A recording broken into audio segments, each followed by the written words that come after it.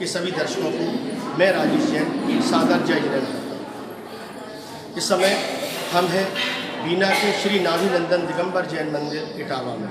इटावा में मुनि श्री निर्णय सागर जी महाराज और मुनि श्री पदम सागर जी महाराज का चातुर्मास चल रहा है, जो कि आचार्य गुरुवर श्री विद्यासागर जी महाराज के परम प्रभावक शिष्य हैं। अभी हमने आपको दिखाए वे दृश्य, जिन्हें देखकर निश्चित रूप से आपके मन में कहीं ना कहीं बात उठ रही होगी कि ये आखिर हो क्या रहा है। जी हाँ, ये मुनि श्री के कैश लुंच हो रहे हैं। कैश लुंच का मतलब होता है अपने ही हाथों से अपने शरीर के बालों को अलग करना। आमतौर पर यदि हमारे शरीर का एक भी बाल खिंच जाए तो हमें असहनीय पीड़ा होती है, लेकिन जैन मुनि साल में 4 बार कैश लुंच करते हैं और कैश लुंच के दौरान वे इतने ही शांत मुद्रा में रहते हैं। आपने देखा है कि मुनि श्री कैश लुंच कर रहे हैं तो वो इशारों में बातें भी कर रहे हैं, मुस्कुरा भी रहे हैं। और जैन मुनि के बारे में कहा जाता है कि किसी भी वाहन का उपयोग नहीं करते हैं, कहीं भी आना जाना होता है, भले ही इन्हें लाखों मीलों चलना पड़े, लेकिन ये लगातार केवल पैदल ही जाकर अपनी यात्रा पूरी करते हैं। कल मुनि श्री निर्णय सागर जी महाराज का दीक्षा दिवस समारोह है और कल ही शरद पूर्णिमा के दिन आचार्य गुरुवर श्री विद्यासागर जी महाराज का जन्मदिन भी है। तो इन दोनों उत्सवों के अवसर पर यहाँ पर एक बहुत बड़ा कार्यक्रम विमान जी की शोभा यात्रा भी निकाली जानी है और शोभा यात्रा के बाद वहाँ पर कई प्रकार के कार्यक्रम जो मुनि श्री के प्रवचन भी वहाँ पर होंगे। और मुनि श्री का आज कैश लुंच हमने बीना टुडे धर्मेव जयते के आपके चैनल पर दिखाया है। यदि आपको पसंद आया है तो अवश्य सब्सक्राइब करें। BINA बीना TODAY टुडे बीना टुडे। नमस्कार, जय जय महाराज की जय। परम पूज्य निर्णय सागर जी पद्म सागर महाराज की जय। ये जो केश लुंच करते हैं ये अपने परिश्रम को सहन करते हैं। इससे कष्ट तो होता है, लेकिन ये परिश्रम को सहन करते हैं, इससे कर्मों की निजरा होती है।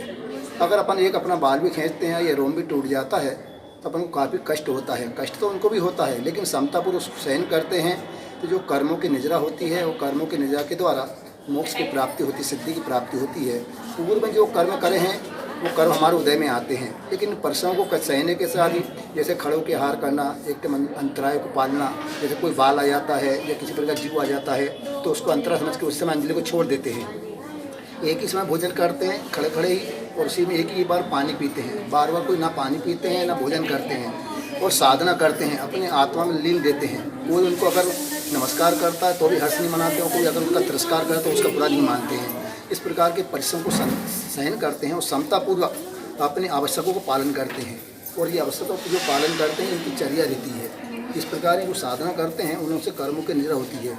और निर्गंत जो साधु रहते हैं कोई बिस्तर का उपयोग नहीं करते हैं, किसी प्रकार के गद्दे उपयोग नहीं करते हैं, तख्त पर सोते हैं और ना तो कोई चटाई रहते। ठंडी के अंदर भी ऐसे ही रहते हैं, घर में भी ऐसे रहते हैं, बरसात में भी 12 महीने ही इस प्रकार की साधना करते हैं। जैसे स्वयं का जो जिस प्रकार से जन्म हुआ था उसी प्रकार से उनका मन ऐसी साधना करके अपने जीवन को उच्च स्थान पर विराजमान करने के लिए इस प्रकार की साधना की जाती है। इससे ही कर्मों की निजरा होती है। कर्मों की निजरा दो प्रकार में होती है, आविपाक और सविपाक।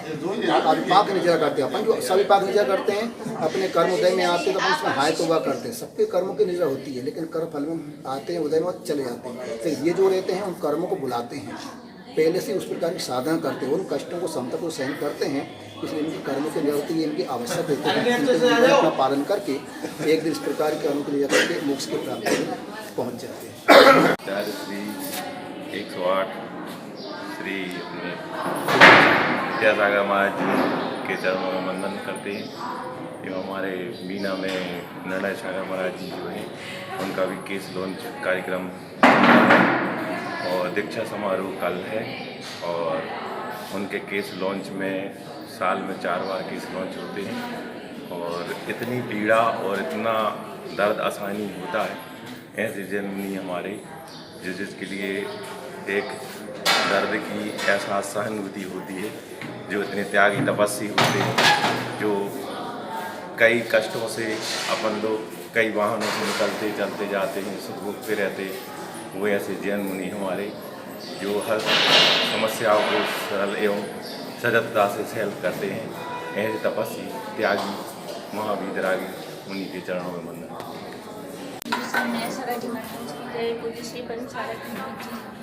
मैंने आज तक 55 साल की उम्र में आज तक ऐसे मुनिराज नहीं देखे। इतने सरल और सहज हैं, पता ही नहीं चला कि चातुर्मास कब बीत गया। ऐसे लग रहा जैसे आज ही आगमनी हुई महाराज श्री की। और इतने अच्छे मुनिराज इतने अच्छे से शिविर लगाया जैसे मान लो आदिनाथ का समोसरण खुद चल के बीना में आया हो। इतना अच्छा सवाल, इतनी शांति और महाराज जी ये केस लॉन्च जो करते हैं इनका ये सबसे बड़ा तप है, जो अपने ही हाथों से अपने केस लॉन्च करते हैं और गुरु को कोई तकलीफ नहीं होती, लेकिन देखने वालों की आंखों में आंसू आ जाते हैं।